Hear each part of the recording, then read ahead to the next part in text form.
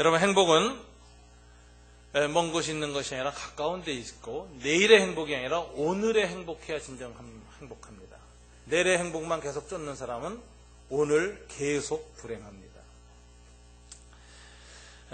우리 한국 사람들이 이제 신년 인사 중에 하면, 우리 2009년에도 많이 합니다만, 새해 복 많이 받으십시오라는 인사를 다 합니다. 뭐 크리스찬도 다 하는 인사입니다. 이 복 많이 받으십시오 하는 이 아주 그 보편적인 우리가 기쁨을 주는 이런 인사에는 아마 세 가지 축복의 의미가 있다고 생각해요. 첫째는 물질적인 돈을 좀 많이 벌었으면 하는 소망이 있다고 생각합니다. 그래서 이런 이 복 많이 받으세요가 정말 물질적인 것만 강조되어져서 하는 인사 중에 하나가 새해 부자 되세요 이런 인사인 것 같아요. 저는 이 인사는 이 복을 너무 현세적인 물적인 것으로 축소시켰다는 점에서 이렇게 달갑지 않게 여깁니다. 또 어떤 목회자들 모임에 갔더니 새해 부자 되세요 그러는데 깜짝 놀랐어요. 목사 어떻게 부자 됩니까? 제가 부자 될 방법은 딴 방법이 없습니다. 여러분들한테 돈을 왕창 뜯어내는 겁니다. 그리고 뭐 교회에다 헌금 늘어난 것만큼 월급 달라 이러고, 이제 저도 뭐죠 그 기업에서 스탁 옵션인가 이런 식으로 저도 주장하는 거죠. 이거 외에는 방법이 없습니다. 참 목사들끼리 하는 인사로서는 정말 너무 떨어진다 해서 마음이 참 씁쓸했습니다. 새해 복 받으십시오 하는 두 번째 내용은 아마 건강하십시오 하는 말이 있는 것 같아요. 참 좋습니다. 건강해야 됩니다. 아무리 돈 많고 그래도 건강이 없으면 아무 의미가 없는 거죠. 건강해야 됩니다. 근데 세 번째 의미는 아마 이런 뜻일 것 같아요. 행복하세요. 이건 정신적이고 내면적인 행복이라고 생각합니다. 예수님이 말씀하신 산상복원에서 하나님 나라의 이 팔복을 얘기하시는 그 복이라는 단어도 이 마카리오이라고 하는 헬라어는 행복이라는 의미에 가깝습니다. 그래서 주님은 어떤 사람이 정말 진정으로 행복한 사람이냐? 심령에 가난한 사람이다. 겸손한 사람이다. 정말 죄에 대해서 애통하는 마음을 가진 그런 고결한 사람들이다. 이런 사람들이 정말 행복하니, 왜냐하면 하나님이 그런 사람들과 함께하기 때문이다. 이렇게 해서 하늘나라 행복론, 아마 복이 있다는 말은 아마 행복, 심령, 마음과 영혼의 행복을 가르치는 것일 겁니다. 시편 1편에서도 복 있는 자는 했는데 그 내용이 물질적인 거나 환경의 것이 아니라 하나님의 깊이 뿌리를 둔 영혼의 행복한 상태, 이런 걸 가르치는 것 같습니다. 그래서 우리 그리스도인들이 새해 복 많이 받으십시오 할 때는 아마 그 마지막 부분을 강조하는 것 같아요. 그래서 저는 그걸 조금 더 강조해서 새해 성령 충만하시고 복 많이 받으십시오 이렇게 인사하자고 제가 좀 얘기를 하는데, 이처럼 행복이라는 거 인간한테 굉장히 중요한 겁니다. 2008년보다 2009년 여러분들의 삶에 더욱 하나님의 행복이 임하기를 주님 이름으로 축원합니다. 행복해야 되겠는데 어떻게 해야 행복할 것인가, 이게 이제 숙제죠. 유대인 예화집 탈무드에 보면 이제 재미난 우화가 있습니다. 늙은 랍비 개가 가만히 보니까 젊은 랍비 개 한 마리가 계속 그 자리에서 꼬리를 물려고 맴돌고 애쓰고 뱅뱅 돌면서, 그래서 늙은 랍비 개가 물었습니다. 자네 이거 왜 이러나? 그랬더니 이 젊은 랍비가 말하기를, 견생의 행복은 꼬리에 있다는 걸 저는 발견했습니다. 그래서 행복해지기 위해서 꼬리를 물려고 지금 뱅뱅 돌고 애쓰는 중에 있습니다. 잘 안 물리네요. 이러는 거예요. 그래서 이제 늙은 랍비개가 말하기를, 견생의 행복이 꼬리에 있다는 걸 알았다는 거 굉장한 발견이다. 이렇게 얘기하면서, 그러나 당신이 그 꼬리를 잡으려고 행복을 향해서 쫓아가지 말고 그 행복이 당신을 쫓아오게 하는 게 더 좋을 거다라는 거예요. 들어보니까 그럴듯하니까, 아니 그럼 어떻게 행복이 나를 쫓아올 수 있게 하겠습니까? 했더니 앞을 보고 달리게, 그러면 행복은 쫓아올 거야 그랬어요. 이 말 듣고 달렸습니다. 달리다 궁금해서 돌아보니까 꼬리가 쫓아오더라는 거예요. 여러분, 행복을 쫓을 때 행복하지 않습니다. 이건 뭘 얘기하냐면은 어떤 목표와 뜻을 향해서 달려갈 때 행복이 쫓아온다라는 걸 보여주는 이 유대인 우화입니다. 이 행복에 관해서 시간 세 번째 오늘 예화를 또 드는데 오늘 예화가 좀 많습니다. 현대의 행복론, 아마 최고의 행복론이 작년에 제가 소개했던 책이라고 생각합니다. 하버드 대학의 긍정심리학의 탈 벤 샤하르 박사의 해피어, 어제보다 오늘 더 행복해지기, 보다 더 행복해질 수 있는 삶의 비결을 얘기하는데, 행복을 세 가지 요소가 행복의 요소다라고 얘기해요. 첫째는 즐거움 혹은 재미가 있어야 된다. 두 번째, 의미가 있어야 된다. 가치, 의미. 그다음에 세 번째가 감사가 있을 때 정말 행복하다. 이 세 가지예요. 근데 제가 이 세 가지를 이제 설명을 이렇게 합니다. 햄버거 가지고 얘기하는 거예요. 어떤 분이 햄버거를 딱 봤는데 이걸 먹어야 되겠다 생각했어요. 그런데 이 햄버거가 굉장히 맛있는 햄버거입니다. 대체로 이 산성 음식이 들어가면 맛있습니다. 기름에 튀기고 치즈 깔려 있고 고기 덩어리 2덩어리 들어가 있고 여러 가지 이렇게 쌓여서 또 이렇게 이제 소스 같은 게 잘 묻혀져 가지고 아주 이게 딱 입에 배어서 씹을 때 먹는 재미가 있습니다. 입안이 즐겁습니다. 근데 문제는 의미를 생각하면 이건 콜레스테롤이 많고 지방이 많고 몸에 나빠요. 정크푸드예요. 그래서 먹는 재미는 있는데 이것이 건강에 미치는 의미나 이런 거 보면은 안 되는 거죠. 그래도 먹는 재미가 중요하다고 탁 먹는 사람이 있어요. 이런 사람은 쾌락주의자라. 재미를 의미보다 더 추구하는 사람. 이런 사람은 나름대로 행복하지만 이 행복은 오래 안 갑니다. 일단 재미는 있고 맛도 있는지 모르겠지만 당장은 괜찮은데 먹을수록 후회가 되고 의미를 생각할수록 마음이 무거워지는 거예요. 이건 진정 행복하지 않다라는 거죠. 두 번째 이런 사람이 있습니다. 먹는 재미는 희생해야 된다. 건강, 의미가 중요하다. 재미보다 의미가 중요하다. 그래서 야채 햄버거 딱. 그래서 이제 아주 맛없고 딱딱한 거 우덕우덕 씹어 먹는 거예요. 이런 사람들은 어떤 목표를 달성하고 의미를 추구하기 위해서 현재 하루하루의 즐거움을 희생하는 사람입니다. 이런 사람들을 성취주의자, 무엇인가 목표를 달성하기 위해서 오늘을 희생해야 된다라고 생각합니다. 이 사람들은 인생 사는 태도가 아주 진지합니다. 경건합니다. 그런데 정말 재미는 없어요.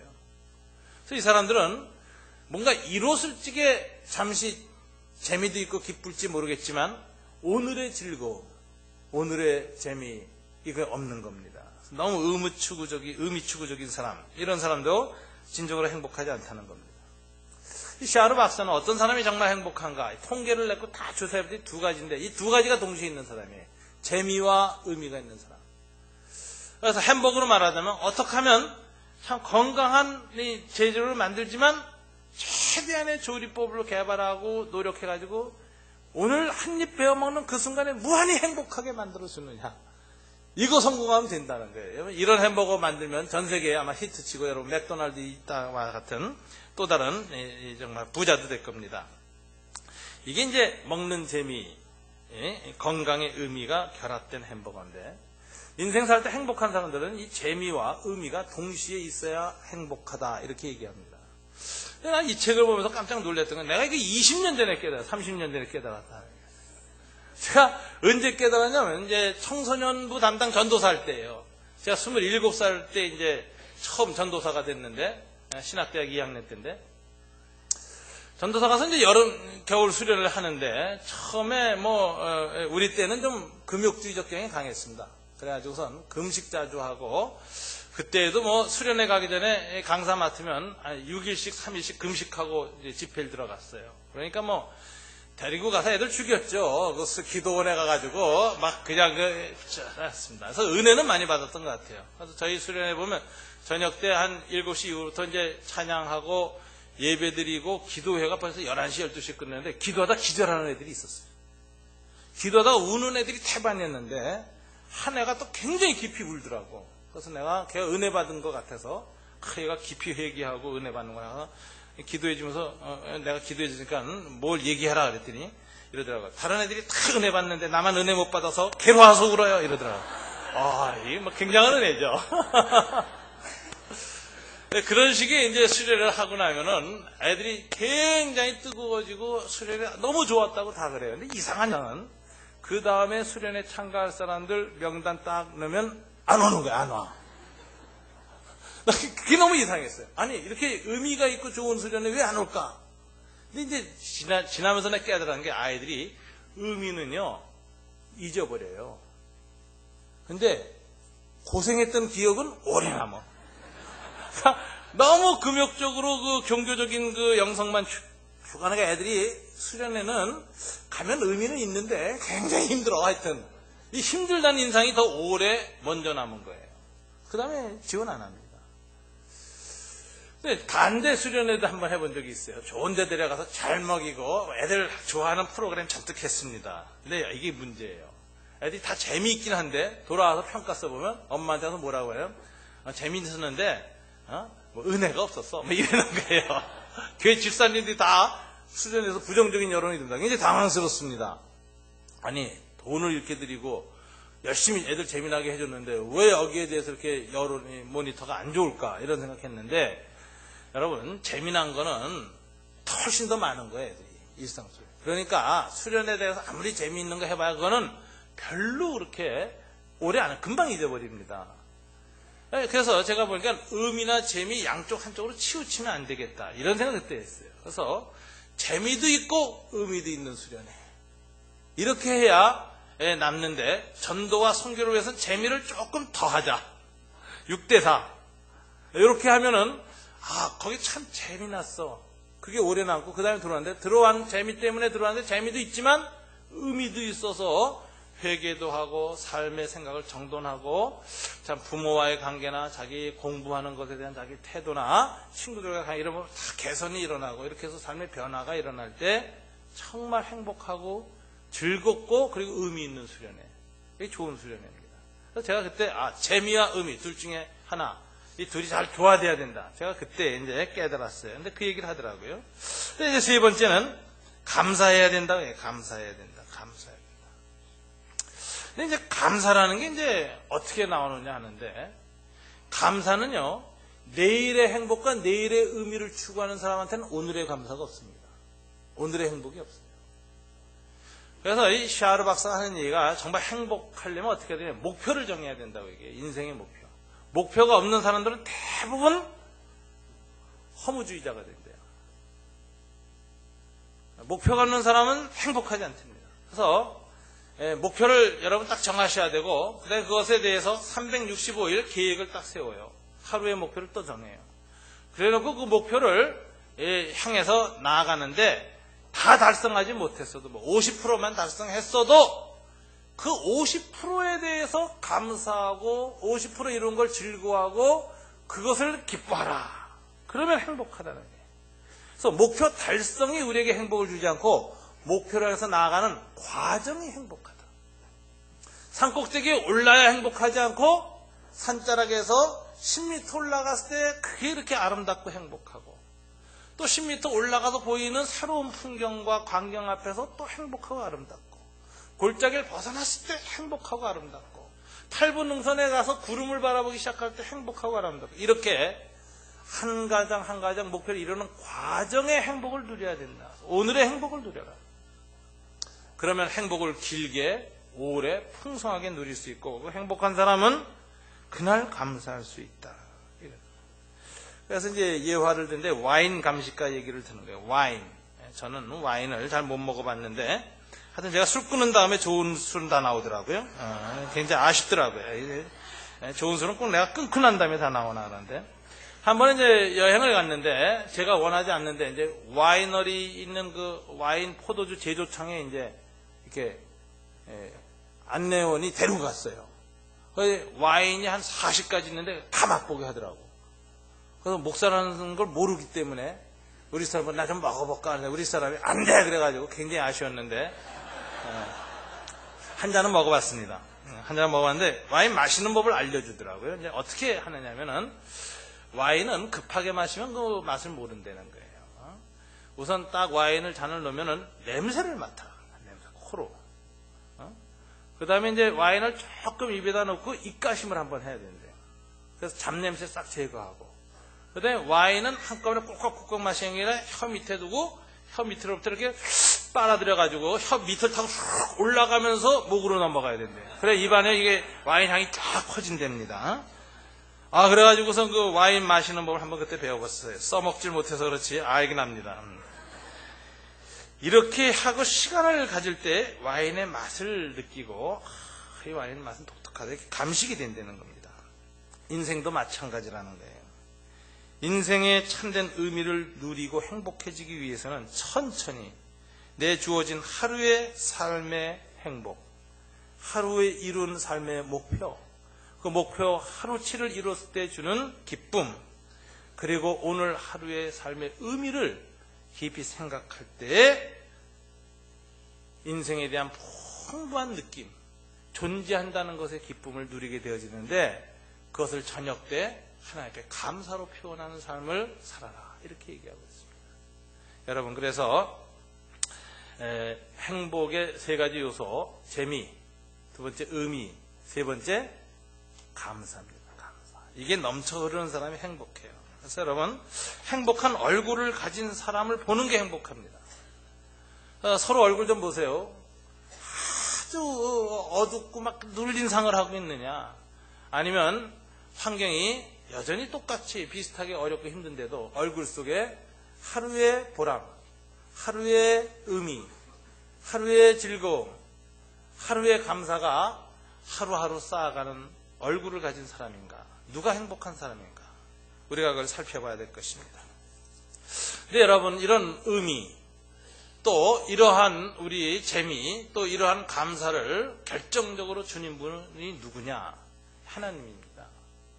성경은 그렇게 얘기해요. 주님을 향해 뜻을 정할 때 이 모든 게 주어진다. 여러분, 오늘 다니엘은 주님을 향해서 뜻을 정했습니다. 다니엘은 왜 인생이 이렇게 비참해졌고 포로 생활이 됐고 처절하게 됐느냐? 그걸 반성을 한 거죠. 이스라엘은 왜 포로가 됐습니까? 이스라엘은 왜 느부갓네살의 은혜에서 이렇게 바벨론의 비참한 모습으로 노예의 형태로 끌려오게 되었습니까? 2절에 보니까 주님께서 바벨론 왕 느부갓네살에게 이 모든 것을 넘겼기 때문이다 라고 얘기하는데, 왜 하나님께서 자기 백성을 이렇게 세상의 포로가 되도록 넘기셨을까요? 이유는 단 하나였습니다. 우상숭배. 우상숭배였다. 이걸 깨달은 다니엘이 그러면 이 불행과 이 비참함으로부터 벗어나고 삶이 하나님이 보내신 하나님의 백성으로서의 삶의 즐거움을 회복하고 이 세상에 하나님의 백성으로 존재하는 그 의미를 더 북돋아내고 하루하루를 감사하며 살 수 있는 유일한 길이 무엇이냐? 그것은 하나님 앞에 뜻을 정하는 것이다. 우상 숭배하지 않기로 뜻을 정하는 것이다 라고 결심한 것입니다. 2008년에 세계의 이 붕괴와 모든 어려움들의 문제가 근원이 무엇입니까? 지난주에 우리가 생각했지만 만몬이즘, 황금신을 섬겼기 때문에 그렇습니다. 현대인들이. 소유라고 하는 욕망이 극대화되었고 소비적인 행복을, 소비의 쾌락을 너무 깊이 추구했기 때문에 소유와 소비라고 하는 두 에너지를 갖고 있는 황금신을 숭배하는 우상숭배의 상태에 들어갔기 때문에 우리 삶에 이런 붕괴와 이런 아픔과 쓰라림이 다가오게 된 것입니다.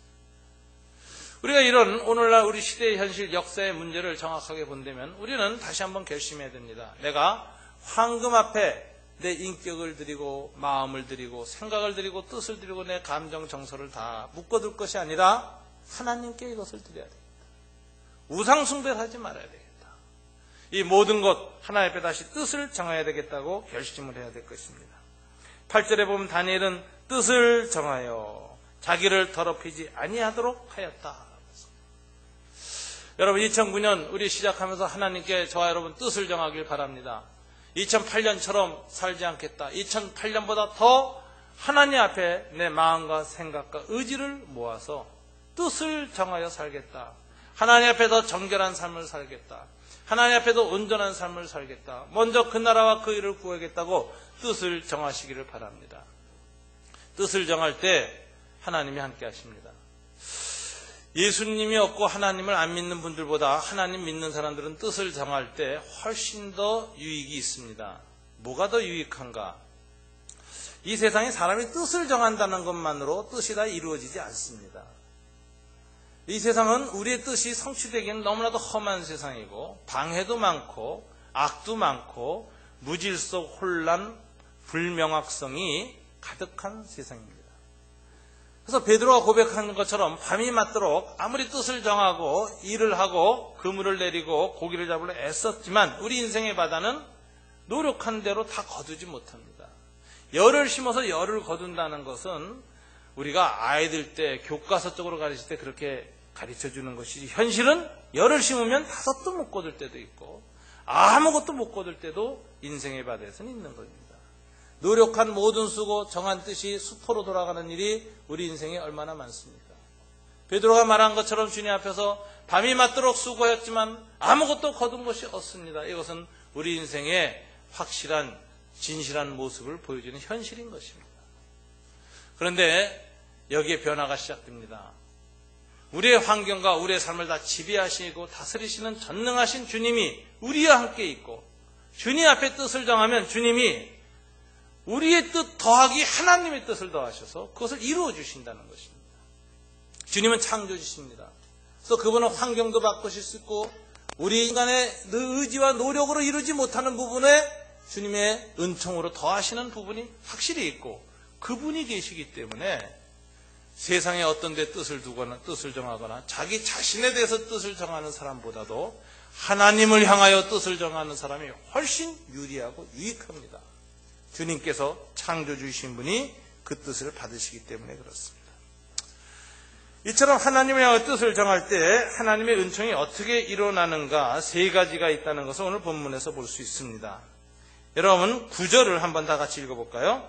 하나님이 다니엘로 하여금 환관장에게 은혜와 긍휼을 얻게 하신지라. 하나님께 뜻을 정한 사람에게 하나님이 주신 은총 중에 하나가 사람의 은혜를 주신다. 여러분 인생을 살면서 내가 위기를 만나고 어려울 때 나를 진정으로 돕는 사람이 한 사람 생긴다는 건 대단한 축복입니다. 헬퍼가 있다는 건 인생의 큰 축복입니다. 왜냐하면 사람이 자기 힘으로 애쓰고 노력해서 넘어갈 수 없는 자기의 한계가 누구에게나 다 있기 때문에 그렇습니다. 여러분이 스스로 애쓰고 노력하고 힘을 다 해도 여러분의 힘으로 올라갈 수 있는 한계가 있습니다. 이걸 중력의 한계라 그러죠. 항상 끌어내리는 힘이 있습니다.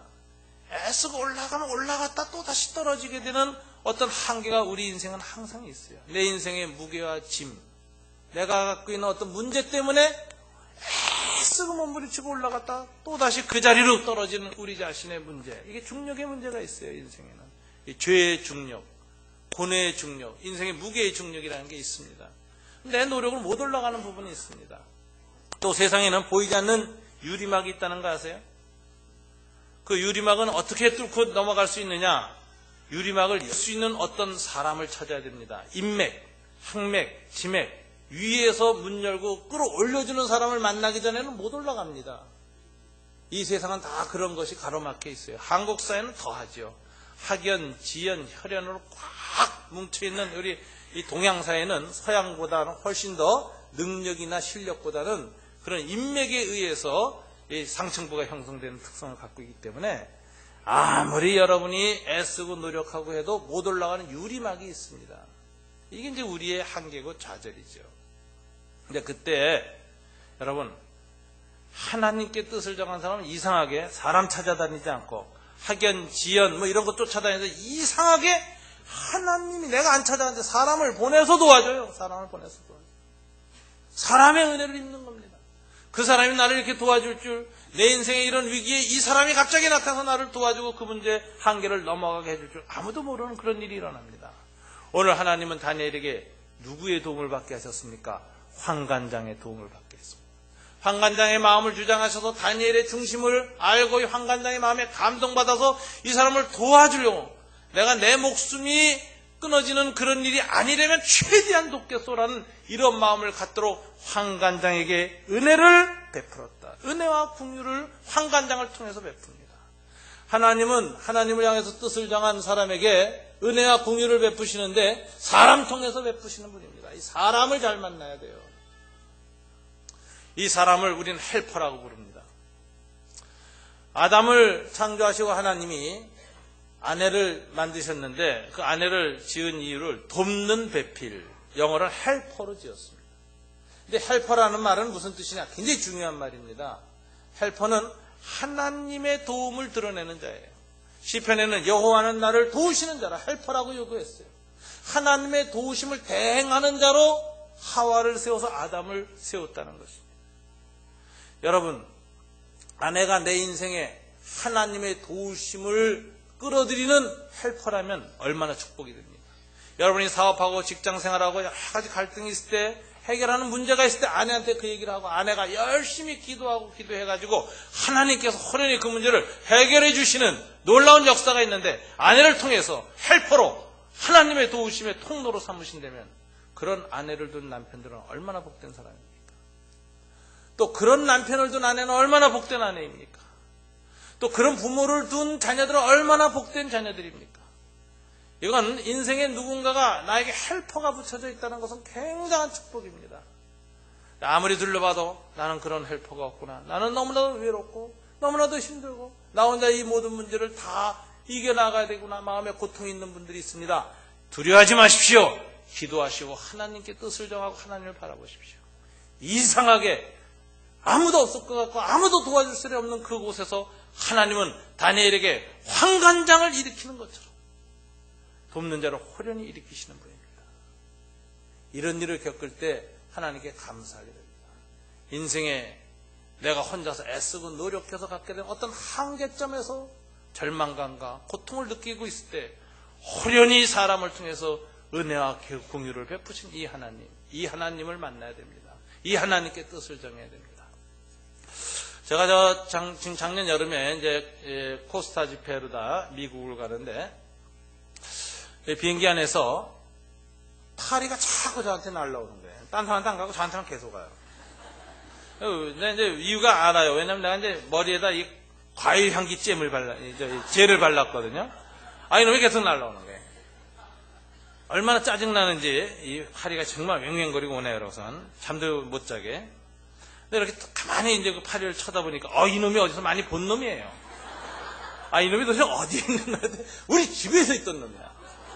우리 집에서부터 날 괴롭히던 놈이 비행기까지 올라타고 쫓아서 미국까지 온 거예요. 제가 아주 그 사건 겪으면서 굉장히 놀랐습니다. 그런 이제 묵상이 시작되는 거예요. 파리 묵상을 했는데 밑을 보니까 사람들이 막 자동차 타고 걸어다니고 뛰어다니고 그러죠. 새도 날아갑니다. 근데 그 보면서 이런 생각했어요. 뛰는 놈 위에 나는 놈 있고 나는 놈 위에 붙은 놈 있구나. 자기 힘으로 뛰는 것보다 자기 힘으로 나는 것보다 더 전능한 하나님께 의뢰하고 붙는 거, 이거 굉장히 축복입니다. 붙을 수 있을 때 붙지 못하고 내 힘으로 할 거야. 그 인생, 자기 한계를 모르는 인생이죠. 철부지 인생이죠. 자기 한계를 아는 사람은 의뢰해야 될 때 의뢰합니다. 혈과 역으로 우리 인간의 이 뜻을 정함이라는 게 얼마나 연약한 것이, 자아의 의지라는 게 얼마나 연약한 건지 처절히 경험한 사람은 하나님께 뜻을 정합니다. 그럼 하나님께서요, 붙여주세요. 오늘 다니엘은 이렇게 사람의 은총을 입어서 자기 힘으로 넘어갈 수 없는 벽을 넘어가게 하시는 은혜를 경험했습니다. 두 번째 하나님 이제 하신 은총이 뭐냐면은 놀라운 일을 일으키시는데 14절 15절 다 같이 읽어볼까요? 그가 그들의 말을 따라 열흘 동안 시험하더니 열흘 후에 그들의 얼굴이 더욱 아름답고 살이 더욱 윤택하여 왕의 음식을 먹는 다른 소년들보다 더 좋아 보인지라. 하나님 무슨 은혜를 베푸셨느냐? 살을 윤택하게 하고 아름답게 하는 은총을 베푸십니다. 왕의 온갖 진미를 먹는 것하고 물과 채소를 먹는 것하고 어느 쪽에 영양이 더 좋아지겠습니까? 일반적인 상식을 보면 좋은 음식을 먹으면 영양이 좋아집니다. 한국 속담에 그 얼마나 처절한 속담이 있는지 아세요? 먹다 죽은 귀신은 때깔도 곱다, 이런 말이 있어요.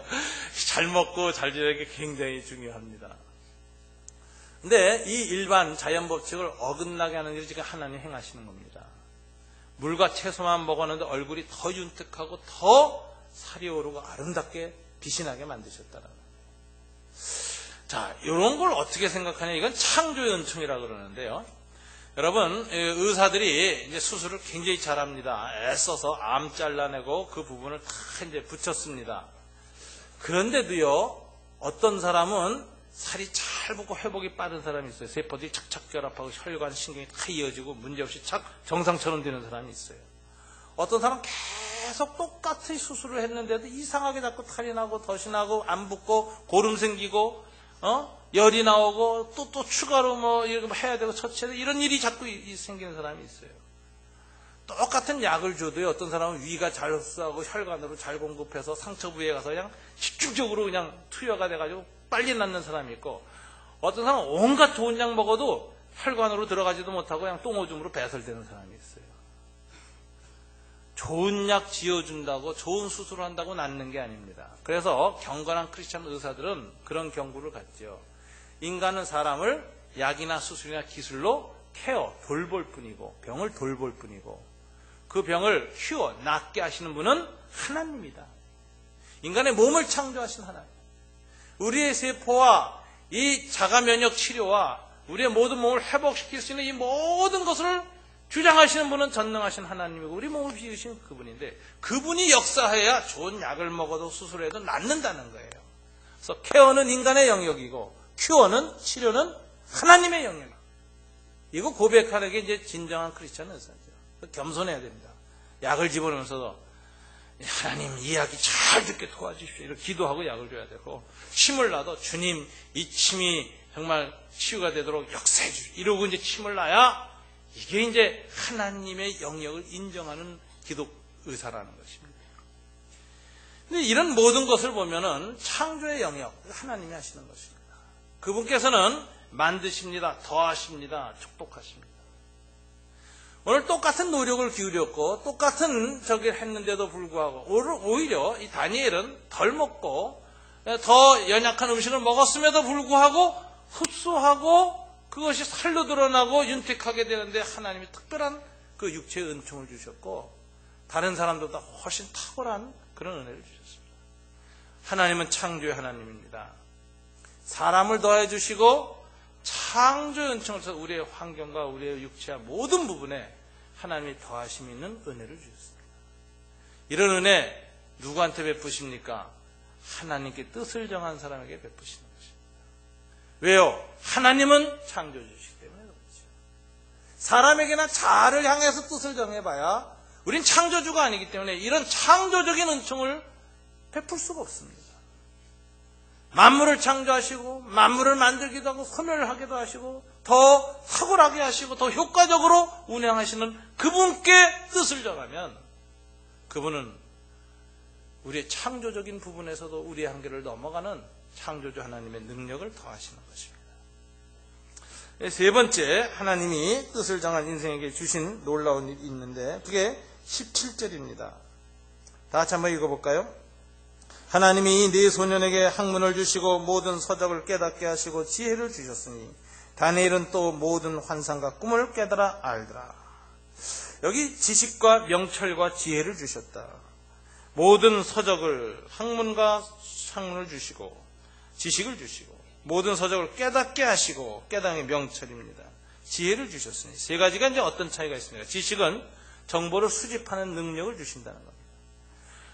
여러분 책을 10,000권을 읽으면 뭐합니까? 머릿속에 남질 않는데 어떤 사람 책 10,000권 읽어도 10,000권 다 지나고 한 권도 안 남는 사람이 있어요. 읽으면 읽는 것이 안에 남을 수 있는 내부의 저장고가 있어야 돼요. 머릿속에 도서관이 있어야 됩니다. 이 머릿속이 이제 이 얼마만큼 정보 수용력을 가졌느냐, 그리고 정보를 얼마나 잘 정돈하냐, 이게 이제 중요한 건데, 이거는 하나님이 우리 내면에 주시는 그 은총 중에 하나입니다. 그래서 모든 서적과 지식을 받아들일 수 있는 수용력, 이 정보 수집 능력을 줬습니다. 두 번째는 이것들을 깨닫게 하시고라고 하는데 이거 명철이라 그래요. 이거만 정보 분석 능력입니다. 어떤 사람 아는 건 많은데 뒤죽박죽 나와.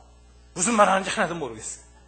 그런 사람이 있어요. 그런데 어떤 사람은 들어간 모든 지식이 차근차근 논리적으로 설득력 있게 깨끗하게 나옵니다. 이런 것들이 명철이라는 게 들어온 정보를 분석할 수 있는 능력.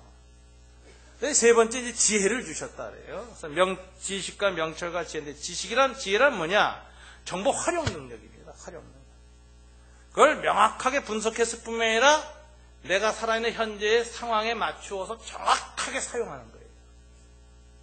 이런 경우에는 세 가지 능력이 필요한데 지혜의 결과로 창의력이 나옵니다. 창의력. 자기 상황에 맞춰서 창조적으로 사용할 수 있는 거예요. 창의력. 왜 통찰력이 있습니다. 상황을 딱 보면은 상황의 문제점이나 현 상황을 정확하게 꿰뚫어 알 수 있는, 본질을 꿰뚫어, 문제가 뭐고 현재 상황이 어떤지를 정확하게 한눈에 꿰뚫어 알 수 있는 능력인데 이게 인사이트, 통찰력이죠. 본질과 내면을 꿰뚫는 능력입니다. 그것만 갖고는 안 됩니다. 앞으로 이 상황이 어떻게 발전하고 앞으로 어떻게 될 것을 내다볼 수 있는 포사이트, 예지력이 있어야 됩니다. 창의력과 통찰력과 예지력이 있어야 됩니다. 선지자들이 예지력이 있는 사람이죠. 하나님에서 미리 보는 거예요. 앞으로 어떻게 될 것인지 미리 깨닫는 거예요. 이게 지혜자들입니다. 고대 지혜자들. 그래서 하나님이 주신 능력 중에 지식과 명철이 있었고 특별히 지혜는 누가 받아요? 다니엘이 받아요. 다니엘의 지혜는 미래에 대한 포사이트, 예지력까지 가졌기 때문에 느부갓네살 왕이 꾼 꿈, 본인이 잊어버린 꿈도 다니엘은 깨닫고 설명까지 해줍니다. 앞으로 역사가 그 꿈에서 어떻게 진행될지 내다봅니다. 이런 것들을 통찰력, 예지력이라는 것입니다. 느부갓네살 왕의 내면을 통찰할 수 있는 능력과 그 일이 앞으로 어떻게 전개될지 동시에 깨달을 수 있는 능력, 이런 놀라운 능력을 가졌습니다. 여러분, 하나님께서는 하나님께 뜻을 정하면요, 이 창조주 하나님께서 우리에게 지식을 주시고 명철을 주시고 지혜를 주시네요. 정보를 수집하고 정보를 분석하고 정보를 활용할 수 있는 놀라운 창의력과 통찰력과 예지력을 더하여 주신다고 합니다. 여러분, 그 결과가 무엇이죠? 19절에 나옵니다. 19절 20절 다 같이 읽어볼까요? 왕이 그들과 말하여 보매 무리 중에 다니엘과 하나냐와 미사엘과 아세라와 같은 자가 없으므로 그들을 왕 앞에 서게 하고 왕이 그들에게 모든 일을 묻는 중에 그 지혜와 총명이 온 나라 박수와 술객보다 10배나 나은 줄을 아니라. 이게 탁월성을 인정받았다. 그리스도인들이 하나님께 뜻을 정하면 하나님께서 더 낫게 하사 탁월하게 합니다. 사람의 은혜를 받게 하시고 우리의 육체나 관련된 상황 모든 것에 창조적인 은총을 더하시고 특별히 그에게 놀라운 지혜와 명철을 주셔가지고 탁월하게 하신다. 이런 것들을 우리는 전문성이라고 해요. 전문성이라고 합니다. 21세기는 전문성이 없으면 못 사는 시대입니다. 평생 구두를 깃고 살아도 전문성이 있어야 돼요. 어저께 제가 라디오에서 한 분 얘기를 들었더니 이분이 구두 수성공으로 명성을 날리고 올림픽 금메달리스트로 갔던 사람인데 사고를 당해서 오른쪽 팔을 잃어버렸습니다. 왼팔 갖고 살아야 돼요. 절망이 왔어요. 그러나 이분이 10년간 노력해서 왼팔로 우선 글 쓰는 훈련부터 했습니다. 글도 쓰고 칼 들고 구두를 다시 깁는데 이게 익숙지 않아서 자기 넓적다리를 벤 적이 수없이 많아요. 그렇게 해서 다리 사이에 끼고 꼬매는 겁니다. 잡고 한 손으로 잡고 꼬매는 게 다리 허벅지 사이로 끼고 꼬매고 끼고 재단하고 이런 일을 10년 했습니다. 그래가지고 구두의 대명장이 됐습니다. 이분은 고통당하고 기형의 발을 가진 사람들이나 특수한 일을 하는 사람들을 위한 특수한 신발을 제작하는 데 있어서 세계 최고의 명가가 돼가지고 지금 올림픽 선수들이나 이런 사람들이 다 그 사람한테 구두를 맞추는 사람이 됐습니다. 자, 그 사람의 얘기를 보니까 이 사람 정말 스페셜리티, 전문성 있는 사람입니다. 근데 이 전문성이 있는 이 사람이 전문성을 어떻게 사용했느냐? 지혜와 지식, 하나님이 주시는 영성에 의해서 사용했습니다. 세상의 전문적인 지식과 이런 것들도 하나님 앞에서 예배드리고 경배하고 주님께 뜻을 정하여서 주님 앞에서 불같이 단련이 되어지면 순결한 지식이 났습니다. 하나님께 영광을 돌리는 지식이 남고 총명이 나오고 지혜가 나옵니다. 그래서 잠언서에서 말하기를 지혜와 지식의 근본은 여호와를 경외하는 것이다. 하나님을 경외하는 데서 이 세상의 모든 지혜와 지식도 다 녹아지고 순화되어진다. 더러운 것들이 들어가 있는 여러 금들도 그 하나님을 경외하는 가운데 그 하나님의 거룩한 불에 재련됨으로써 정금, 순금으로 변하는 것이다. 여러분, 이 다니엘은 이런 게 있었습니다. 그래서 하나님 앞에 그 영성이 있었어요. 오늘날 세계가 요구하는 사람은 이 전문성과 영성이 결합한 사람입니다. 전문성만 있는 사람은 교만합니다. 전문성만 있는 사람들은 전문성이 없는 사람을 비웃고 웃습니다. 그리고 자기가 그런 사람들을 섬기려고 하기보다는 섬김받으려고 합니다. 전문가들이 세계를 지배하는 시대입니다. 그러나 영성 있는 사람은 이 전문성을 누가 주셨는가를 아는 것입니다. 이 전문성은 하나님이 주셨다는 믿음이 있는 것입니다. 왜 하나님이 내게 이런 전문성을 주셨는가? 세상에 많은 사람들을 섬기라고 주셨다고 생각하는 겁니다. 그 전문성은 순결합니다. 그 전문성은 온유합니다. 그 전문성은 탁월하면서도 섬김의 전문성입니다. 이런 사람들에 의해서 세상은 새롭게 되어지는 것입니다. 이런 사람이 많이 나와야 세상은 보다 더 살기 좋은 세상으로 변하는 것입니다. 전문가들에 의해서 2008년 망가졌습니다. 월가 금융가에서는 파생상품을 만들기 위해서 수학 공식과 물리학을 전공한 사람들을 받아들였습니다. 이 사람들이 온갖 탁월한 계산을 통해서 이 상품을 만들어내면 다른 데보다 수익이 창출된다고 해가지고 허구의 금융상품을 많이 만들어냈습니다. 그래서 제가 책에 보니까 금융공학자들이 금융 시스템을 망쳤다라고 썼더라고요. 이게 뭐냐 하면은 영성이 없는 전문성은 세상을 망친다는 증거인 것입니다. 내게 있는 이 전문성, 이 탁월함, 지혜와 명철과 지식을 이 모든 공부한 것들, 이 모든 것들을 어떻게 하면 하나님 앞에 드리고 하나님 앞에 영광을 돌리면서 하나님이 왜 내게 주셨을까 생각하고 주님 앞에 뜻을 정한 인생은 그 전문성을 세상을 위해서, 이웃을 위해서, 섬기기 위해서 쓴다는 것입니다. 이런 사람을 하나님은 사용하시고 세계를 구원하는데 그런 사람들을 사용하신다. 이런 사람이 여러분의 가정에 한 사람만 나오면 여러분 가정은 그 사람 때문에 새로운 단계로 들었습니다. 이런 사람이 여러분의 목장과 교회엔 한 사람만 나오면 그 공동체가 변화됩니다. 대한민국에 이런 사람이 한두 사람 나오면 세상이 바뀝니다. 청와대와 국회에 이런 사람들이 나오면 세상이 바뀝니다. 얼마나 중요한지 모릅니다. 그래서 우리는 하나님 앞에 이 전문성과 영성이 있는 사람, 세상 사람, 느부갓네살 앞에서 탁월하다고 인정받고 하나님 앞에서는 온전하다고 인정받는 사람, 이런 걸 갖춘 사람들이 우리 시대에 일어나게 해달라고 기도해야 되고 그것을 위해서 하나님께 뜻을 정하는 사람이 중요합니다. 우리가 그렇게 뜻을 정해서 하루에 하나님이 기뻐하시는 일을 행하면서 그 재미를 맛보고 그 일을 통해서 의미를 맛보고 그리고 그것이 끝나갈 때 하루의 신앙, 하루의 의미, 하루의 감사를 준 것에 감사하면서 하루를 마감할 수 있다면 대단히 귀한 것입니다. 이 다니엘은 나중에 왕의 조서에 어인이 찍힌 걸 봤습니다. 우상 숭배를 하지 않으면 다 죽인다는 조서였습니다. 이 조서를 보면 즉시 자기는 이제 죽는 겁니다, 오늘로. 근데 다니엘은 그때 그 조서를 보고도 낯빛 하나 변하지 않고 자기 방으로 돌아가서 거기에서 그 많은 예루살렘을 향해서 창문을 탁 열고 하나님께 기도를 하는데 기도 내용이 심상치 않아요. 기도 내용이 뭐였겠습니까? 우리 상상하면 이런 기도였을지는 모를 거라고 생각하는 거죠. 하나님, 오늘 아침에 조서를 봤습니다. 그러나 제 뜻을 꺾지 않겠습니다. 죽으라 그러면 죽겠습니다. 그러니 주님 저와 함께 하십시오.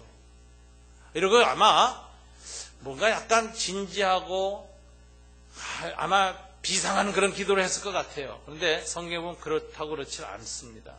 다니엘은 예루살렘 창문을 열고 기도하는데 맨 처음에 뭐로 기도했다고요? 감사함으로 기도하였다. 이 감사함으로 기도했더니 여기에서 저는 참 많은 생각을 했습니다. 무엇을 그가 감사했을까? 저는 그렇게 생각해요. 하나님, 제가 그 조서를 봤는데 제 마음이 조금도 떨리지 않고 흔들리지 않고 낯빛이 변하지 않게 해주신 것에 감사합니다. 아마 이랬을 거예요. 제 신앙 흔들리지 않게 하시는 일에 감사합니다. 이건 하나님이 하신 일입니다. 오늘 죽으면 죽으리다라는 마음을 갖게 하신 하나님 감사합니다. 아마 그걸 감사했을 거예요. 마틴 루터가 보름스 의회에 가서 신앙 고백을 합니다. 헨리 칼 3세가 묻습니다. 루터요, 이 중에서 당신은 아무것도 정말 수정하지 않겠는가? 그러자 루터는 그 앞에서 그 자기가 쓴 종교개혁 선언문에 손을 얹고 기도합니다. 주님, 내가 여기 있습니다. Here am I. 이 선지자 사무엘이 했던 기도죠. 주님, 내가 여기 있습니다. 하면서 지금 이 시간 내 양심은 하나님의 말씀과 연결되어 있습니다. 나는 절대로 포기할 수 없습니다. 그래가지고선 이 마틴 루터는 유배를 당합니다. 그리고 나가는데 이건 이제 사형이죠. 화형당하는 거예요. 화형당하는 거예요. 그래가지고 유배 시를 그 감옥으로 딱 그 병사들이 데려가서 딱 집어넣는데 그 다음이 놀라워요.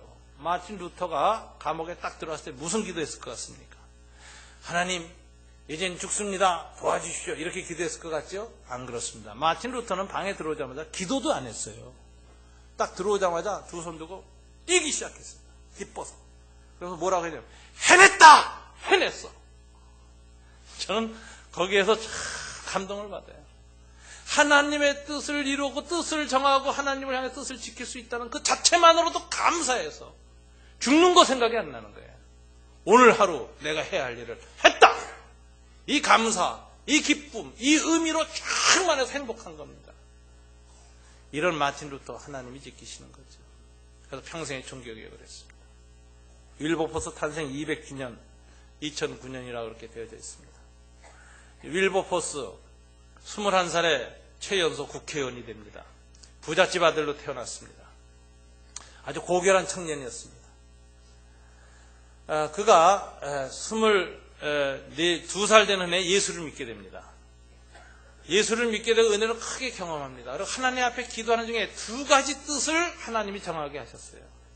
그 당시에 팽배했던 노예, 아프리카 노예들 갖다가 짐승처럼 팔아먹고 죽이고, 아프리카에서 한 번은 노예를 싣고 오다가요, 풍랑을 만나고 어지러움을 당해가지고 병이 도니까 선장이 이걸 갖고 가봐야 상품 가치가 없다고 생각한 거예요. 그래서 보험료를 받는 게 낫겠다고 생각해서 186명을 바다에 빠뜨려 다 죽입니다. 이게 그 당시 노예는 사람이 아니었어요. 이런 인식과 문화가 정당하다고 여겨졌어요. 내가 뭐 잘못했느냐고 선장이 나중에 얘기하는 그런 장면들을 봅니다. 윌버포스가 내 평생에 할 일은 노예제도 폐지하는 것이라고 하나님의 뜻을 정했습니다. 그리고 윌버포스 이걸 평생을 노력했습니다. 46년 동안 투쟁합니다. 그리고 46년이 지난 어느 날 그가 46년에 8번의 국회에 상정안을 냈고 8번 거절당했어요. 그러다가 46년 되는 날 하나님의 큰 은혜로 모든 노예 주인들의 재산적 손실을 갚아주기 위해서 영국 정부에서 2천만 그 파운드를 노예 주인들한테 다 노예값을 속량해주고 국가법으로 노예를 해방시키기로 결정하는 법률이 통과됩니다. 46년 동안 투쟁했습니다. 그는 수상이 될 수 있는 인물이었습니다. 21살 때 그와 절친했던 친구 윌리엄 피트 24살에 영국 최연소 수상이 됩니다. 윌버포스가 윌리엄 피트보다 훨씬 탁월한 인물이었습니다. 그러나 그는 하나님 앞에 뜻을 정하고 그 일에 옳다고 생각하고 세상에 절대 타협 안 했습니다. 대다수 국회의원들이 그렇게 반대해도 끝까지 이걸 관철시켰습니다. 왕따가 됐습니다. 그런데 46년 만에 윌버포스의 이 법안은 통과되었고 인류 역사의 새로운 날이 도래했습니다. 그날 신비한 일이 일어났습니다. 영국 의회에서 이 법이 통과되는 날 좀처럼 볼 수 없던 일이 일어나는데 국회의사당 통과가 땅땅땅 선포되는 순간에 햇살이 영국 의사당을 가득 비치는 특이한 일이 일어났다 그래요. 윌버포스는 그 자리에서 이건 하나님의 크신 은총과 영광이다. 그리고 그 자리에서 무릎 꿇고 하나님께 영광을 돌렸습니다. 여러분 200년이 지난 지금 와서 18세기 인류 역사의 노예 해방이 시작한 그 첫 단추, 세상 사람들은 윌리엄 피트를 기억하지 않습니다. 그러나 윌버포스는 두고두고 기억합니다. 이번에 영화도 새로 나왔습니다. 여러분 하나님 앞에 뜻을 정하는 인생 아름답습니다. 의미가 있습니다. 그리고 그는 인생에서 어떤 수상, 어떤 황제들보다도 더 큰 기쁨과 즐거움과 만족 속에서 76세 영광의 영광을 돌리며 세상을 떠납니다. 여러분 이것이 하나님께 뜻을 정한 인생입니다. 우리가 2009년 맞이해서 2008년보다는 좀 더 좋은 뜻을 정하시기를 바랍니다. 좀 더 많이 섬기고 좀 더 많이 나누고 좀 더 많이 섬기겠다. 하나님이 기뻐하는 일을 하겠다. 세상에 어려울 때일수록 빛을 발하겠다. 각박해질수록 더 사랑의 풍성한 빛을 나누는 사람이 되어 살겠다고 주님이 기뻐하는 뜻을 정하십시오. 하나님께서 사람의 축복을 주실 것입니다. 창조의 은총을 주고 건강과 지혜를 주실 것입니다. 여러분의 탁월한 가운데 하나님의 놀라운 영광이 나타날 것입니다.